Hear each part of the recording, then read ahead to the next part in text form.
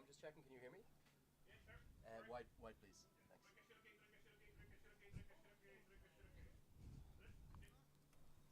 So let's get a look at the points table, just give you a sort of sense as to how this ICC Men's Cricket World Cup League 2 is progressing. Whatever happens on the rest of this tour, with the games in hand that Nepal have, every chance we're going to have something of a logjam sort of between, well, maybe even first and seventh. Oh, I definitely think we are. And this tournament always delivers, doesn't it? It really does. Every single game has context, it has meaning. These teams fiercely want to make sure that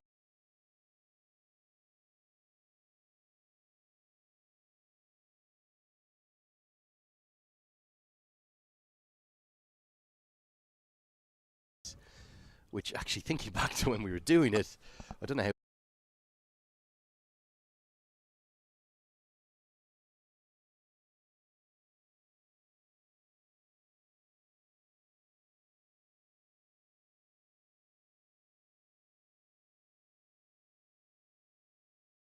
we got through it at times. It was really, really challenging. Karen KC with the new ball.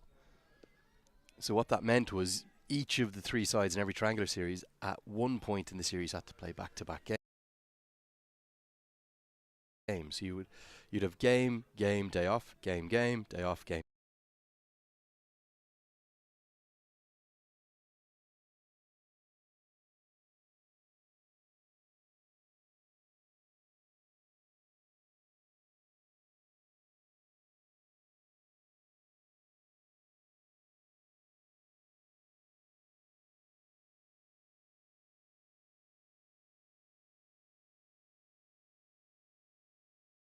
Game.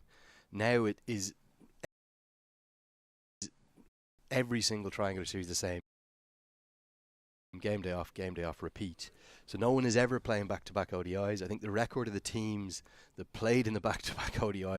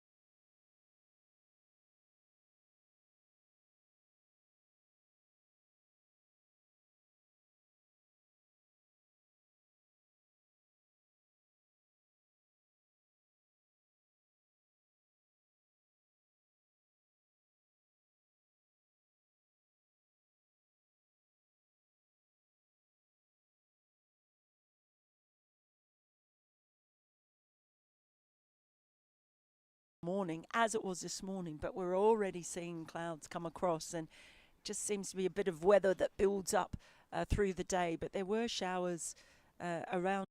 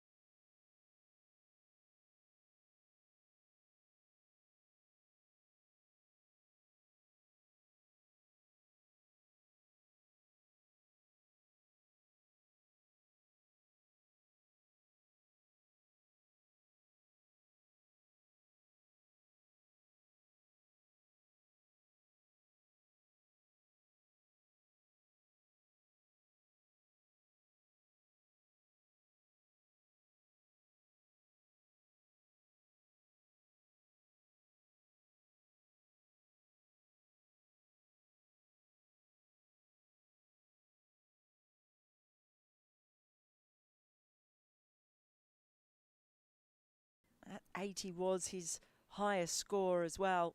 He's got 3 half centuries, so he's someone that they've invested in, and they see a lot of potential. And we're starting to really see why, I think, in this series. You forget how young he is, don't you? Nice length from Karen KC. McMullen, I think it's fair to say, has not enjoyed the pitches here in terms of his batting. He's such an elegant player. He's a flowing driver of the ball, and the bowlers have bowled well to him, but he just hasn't been sensing the ball is coming onto the bat in the way in which he would have wanted. Yeah, a few times we've noticed with the hybrid pitches here, and talking to a few of the players as well, it does sometimes seem to just hold in the wicket a little bit. It just stops in the wicket, and so we haven't seen the greatest of timing from some of the players like McMullen, who you automatically think of as a beautiful timer of the ball. So it's provided a few challenges, but that's it. They're going to have to adapt to it. Funny that they're so different, these hybrid pitches here, to the ones that we saw last August in Cricket World Cup League 2 in Voorburg. That was the Netherlands USA Canada series.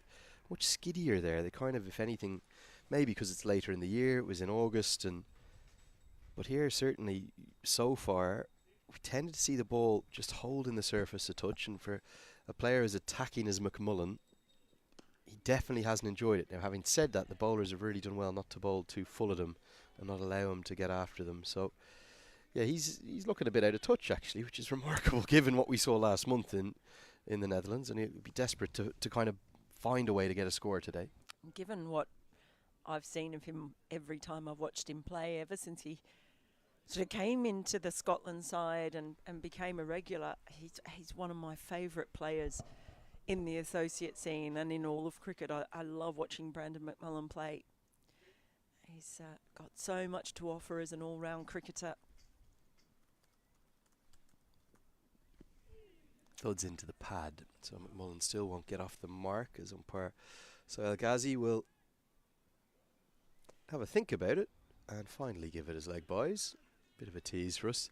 But yeah, the nonsense I was referring to, Mel, in the previous over was that a lot of that kind of void and lack of cricket from the national team front, anyway, from the men's end, was filled by some calls for Karen Casey to retire, for Sampal Kami to be discarded, for Arif Sheikh as one of the older players, that he doesn't score quickly enough, and enough has been enough from those three great servants of the team who've all played for the national side. Well, in Sampal Kami's case, for more than a decade. Karen Casey a similar length, Arif Sheikh nearly that length. Where are those comments now? Where are those? What are they saying now, Mel? Well, exactly. Sometimes players respond to that sort of criticism as well, but I just don't know why you would ever not have Karen Casey in your side in particular. It's just he offers, again, like what I was saying about McMullen, he's always in the game. If it's chiming in with the ball, if it's an incredible cameo with the bat, and he's been there for big moments for Nepal, and I think that's what's key. Yeah, for as long as anyone can remember. Thuds into the pad, massive appeal, long way forward though, and Ghazi has a long think about it and says no. KC was convinced this is going to make an interesting replay. Oh, it's very close, Mel. It's close. It was nipping back in, but you can understand why they were very excited about it.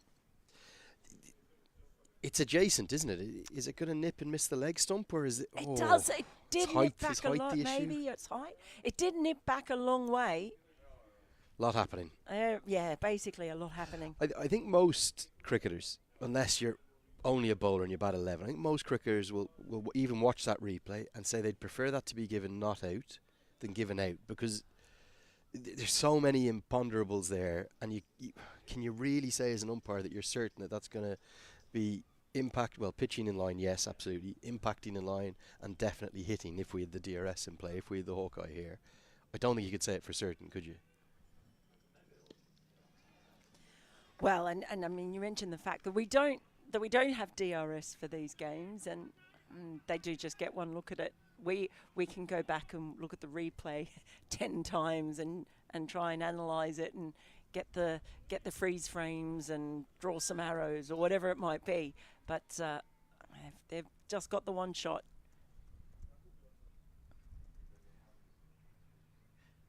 McMullen still yet to get off. And the run scoring.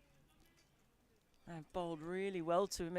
It's kind of incredible, really, when you look at Charlie Tier, 15 off 12, played the most fluently I can recall seeing him when in that first match against Nepal. And you've got McMullen scratching around and able to get off strike. You have Munsey played out a maiden first up and was out in the second over that he faced. It feels like topsy-turvy world. Doesn't it just? He will get off the mark finally as Raj Banshi has another long chase and gets there successfully this time. Fields very well, keeps it to a couple, probably a run saved there. The anticipation for this series, Mel, it was something that particularly the Nepal fans were so eagerly awaiting. It's funny for Scotland and the Netherlands though, isn't it? Because their kind of main event, their main course, if you will, for this summer is going to be in less than 3 weeks' time or so, isn't it? Or about 4 weeks' time from now. Over in Voorburg in the Netherlands, 5 teams, 2 World Cup spots. Good back foot punch, finds the gap. Rohit Powdell, look at the speed across the surface. And gets there with room to spare and gets an amazing ovation from the Nepal fans. Fantastic athleticism, great fielding. Yeah, brilliant stuff from the skipper, leading the way. And finally getting some runs off the bat now for McMullen. It wasn't timed completely, but in the end they were able to get back for 3. Everyone rugged up. You can see we've got some Nepal fans there ready to go. Dhaka topi, very much looking resplendent, as it always does. You're wearing a beanie hat. I've got my beanie on, but I have my Dhaka topi in the bag. Might Excellent. get that out later. There's a great song. I haven't told you about the Dhaka topi song, have I? There's a number of Dhaka topi songs, but the main one, it's brilliant. Really? Yeah, it's. I think it's a traditional song from the 70s or 80s, but Wow. it's trended up a wee bit on a lot of. Whenever I wear a Dhaka topi in Nepal, they'll take sort of a video of me at the toss or somewhere in the crowd with it, and they'll put this song over it. Very catchy. Dhaka Dhaka topi, Dhaka topi. It's really catchy, and it's all about love and how much they love the Dhaka topi and the pride of being from Nepal. This one's driven, beats on Palkami. Did he get a hand on it? Maybe. Lamachani chases in vain. It's another boundary. Tear is looking really good. He started on an absolute tear, isn't he? Well, he has, and everyone else is struggling to time the ball. Well, look at that. Look at that. Could have almost evasion tactics in the end. Almost took his feet out. But When you were in Nepal, Mel, did you get given any of the traditional dress there? so, well, this I was just about to ask you about this. But is it okay for women to wear the Dhaka topi? I don't think it's by any means male only, but you'll tend to see it Right. predominantly. Because, Yeah. I like hats, and I do tend to be a bit of a hat wearer. So, Actually, I must ask people, that somebody will speak more knowledgeably than me on this. Use that hashtag CWCL2. Or you can get in touch with us directly. Andrew Leonard here with you. You can get me at Cricket Badge on either Twitter or Instagram. We'll try to get to your questions. If you've got cricketing questions, not so much on traditional Nepalese dress. You can also get Mel Farrell at Melinda Farrell on Twitter and at Melinda SM Farrell on Instagram. So I'm trying to work out why. Someone had taken the Melinda Farrell, which is a bit annoying. Yes, so drop into Mel, give her a namaste, give her a greeting, and maybe. So it's the Icc Wcl2, which is the traditional men's dress, which I was gifted by my friend Icc Wcl2, the former national team player. Well bowled, Karen Casey beats the outside edge, and Asif Sheikh just keeping Brandon McMullen back in his box, if you will. There is many a different style of Nepalese traditional women's dress. Next time you come, we've got to get you one. Well, so what I did receive was an enormous number of, and I don't know the traditional name for it, but the scarves. Beautiful scarves. They must have Everywhere you go, that's a huge tradition. Yeah. Kind of everywhere you go, and they're draped around your neck, because it's a greeting of real honour. It's a sign of massive respect. And the hospitality there in Nepal is, well, remarkable. It's so many people have spoken to over the course of this series, and particularly the last 24 hours, just, desperate to go and experience it in person. And hopefully with that renovation of the TU International Cricket Ground, there's going to be more and more international cricket there. We've just seen a big announcement, haven't we, from Namibia. Namibia are going to inaugurate their new FNB cricket stadium that will co-host the Under-19 Men's World Cup next year in January 2026, and then in 2027 be a co-host of the main event. They did play some T20Is there against Canada, but it was kind of a bit rough and ready. Things were still being completed. Driven in the air, Dipendra Singh Airi takes the catch. He's never going to drop that. McMullen falls early again. It's the one, the only, Karen Casey. You cannot keep him out of the game. He was the hero with the bat 6 days ago. Is he going to be the hero with the ball? He's got off with a great start already. The two big names back in the pavilion for Scotland. First George Munsey, and now Brandon McMullen with another thick outside edge. Brilliant plans led by Raman Sirakoti, no doubt the Nepal team analyst. They know that McMullen loves to drive. They know he loves it full. They've kept it out of his reach. And again, he's through the shot early. It's happened again and again to him throughout the series. McMullen not learning his lessons. His first real stumble with the bat in international cricket. And he's going to have to find a remedy for that for the final match of the series. He looks pretty forlorn walking off, doesn't he? Hasn't got an answer right now to Karen KC. 2 for 1 for Karen KC from his 2.4 overs. Remarkable start. Well, it really is.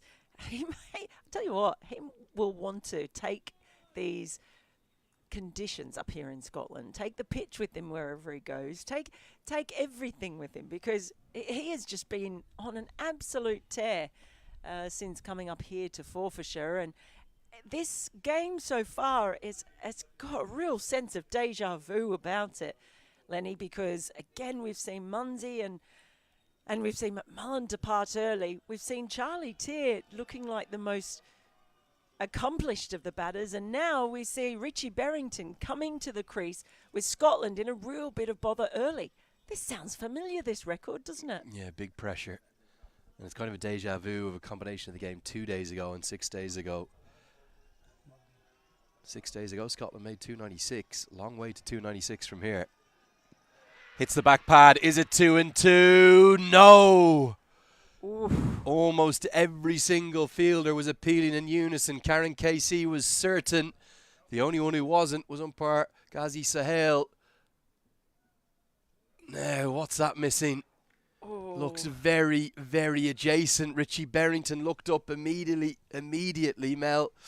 Is that cannoning into leg stump? It looked very, very close. It again nipped back, but I don't think it was nipping back as far as the other one. Maybe is height a factor again? That is. I thought that one didn't bounce as much. I thought there's no problems with height. We'll get a look at the replay after this ball. Big moment in the match. That would have been a golden duck for Richie Berrington.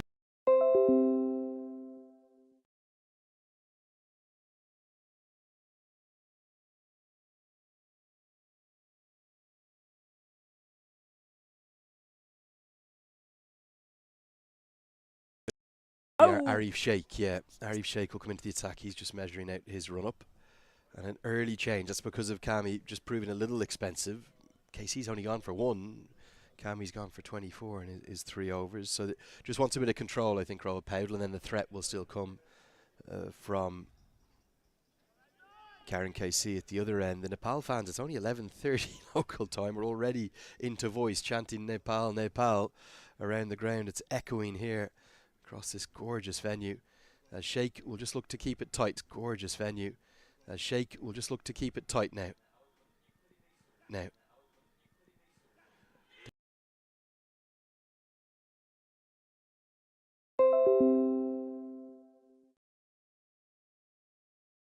Flicking the pad, but gee, no wonder they're excited to have Scotland down too, and the calibre of the wickets that they've taken as well. I know they have made a right old start here.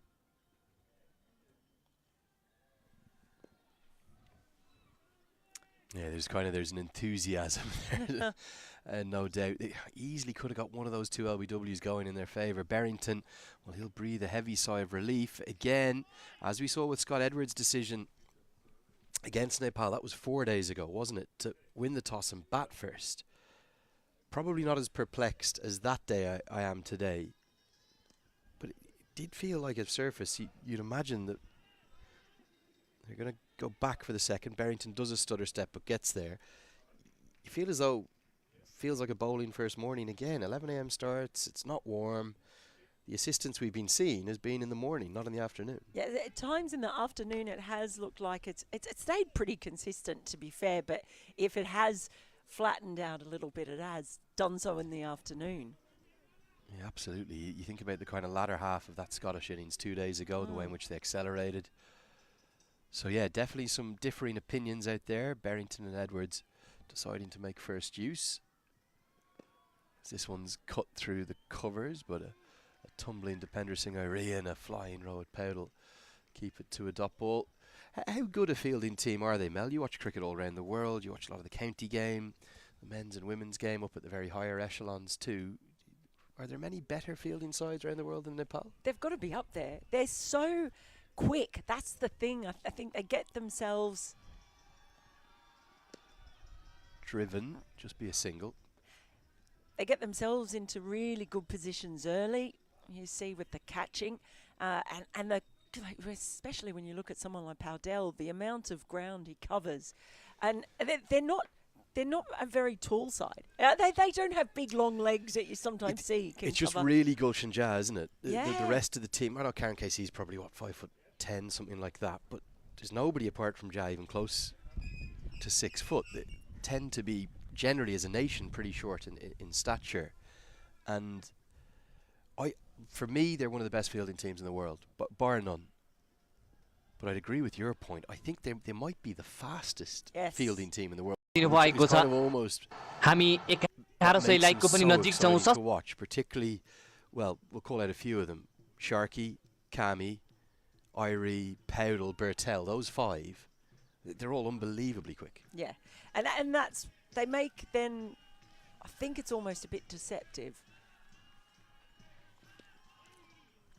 because they're so quick that they probably make the fielding look a bit easier, if that makes sense, because they get themselves into good positions, because they get around to the ball, as we see. 5 runs coming off that over, and after 7 it's 30 for 2. But because they are so lightning fast, I think sometimes their fielding maybe doesn't look as spectacular as it should, if you know what I mean, because they do all the hard work Fully first. agree. Here's the Scottish 11. That's in batting order that we expect it to be. The debutant Mackenzie Jones, what a day for him. And the other change is Charlie Castle coming back into the 11 at the ground where he broke that world record against Oman. And for Nepal, unchanged, no real surprise, so still no room for Bashir Ahmed, which is a bit of a shame given the form he's shown in cricket over the last 6 months. The left-hander Anil Shah also no room for him. Rijan Dakal played the 1 game, then missed out, and still no place for Nandan Yadav. I would imagine we'll certainly see him in the T20Is that will follow this series in Glasgow.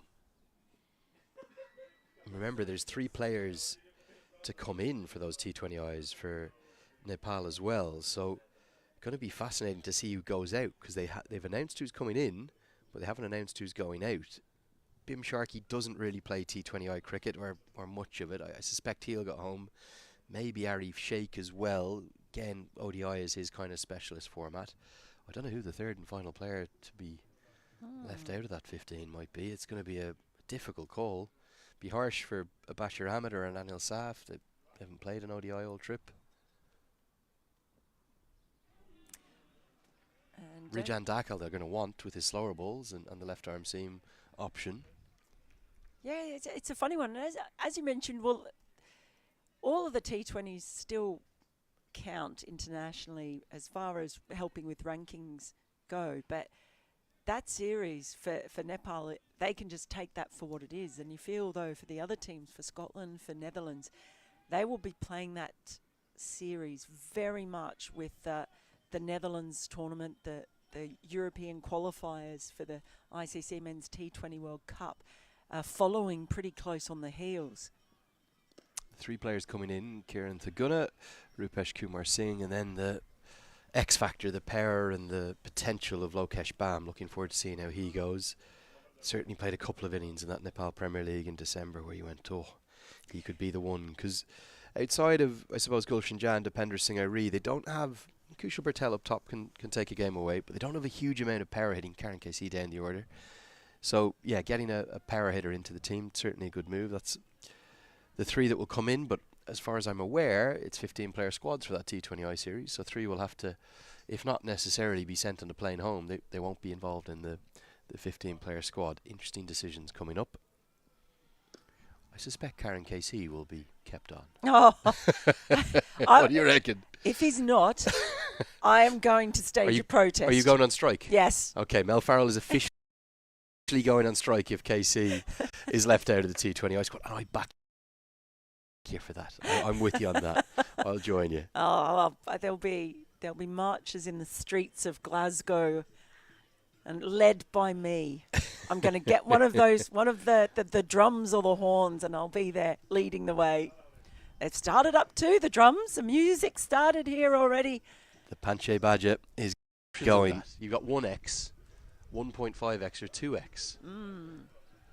Irie does everything on 2x speed, doesn't he? It's just it's so Nicely lightning fast. Again, the It's superhuman, speed of brilliant to Irie. watch. It's a bit like when you watch, you know, when you Many watch fielders old might not have cut that films off end of the where rope. It's just Does sped up everything on slightly. the frame rate. I don't know if you ever receive yes, a and WhatsApp so voice note. it suddenly looks like everyone's doing something Usually just that from little you. bit Okay, you maybe- love okay. a voice note, Lenny. Oh, come on, hold on.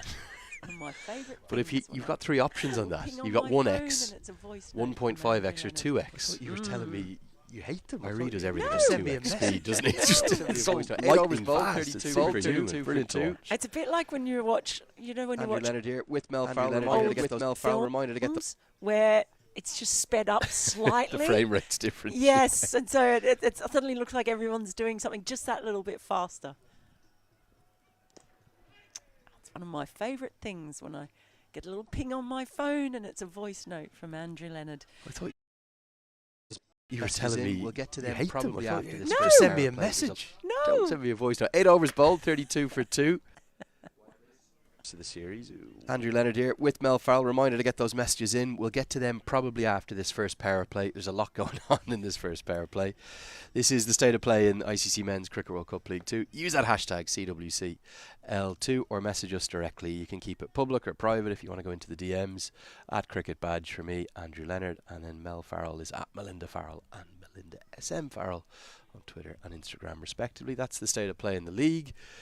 It really is a league that is definitely capturing the imagination, Mel. So it's only just over a year. I was always one, you know, who would look at the scores and see what was happening. But I think in the last 2 years, I've become much more obsessed with it, and I always enjoyed watching the qualifying tournaments as well. But just the fact that this is a league that